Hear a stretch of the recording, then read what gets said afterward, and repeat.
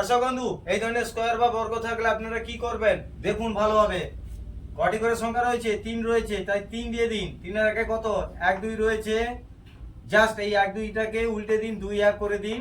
এবারে 6 এর বর্গ কত? 36 দিয়ে দিন।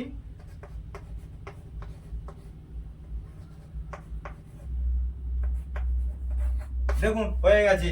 তারপরটা দেখুন, এখানে 1 2 3 2 1।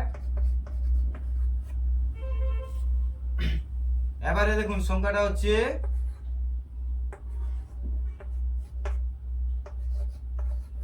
দেখুন এটিও হয়ে গেছে। এটি কেবল আপনাদের জন্য। আপনারাও ঝটফট কচু ফালা করে ফেলুন, কমেন্ট সেকশনে আমাকে অবশ্যই জানাবেন। তবে হ্যাঁ, এই ধরনের মজাদার ভিডিও দেখতে গেলে আমার চ্যানেলটি অবশ্যই ফলো করুন, লাইক কমেন্ট সাবস্ক্রাইব করে পাশে থাকুন। ধন্যবাদ।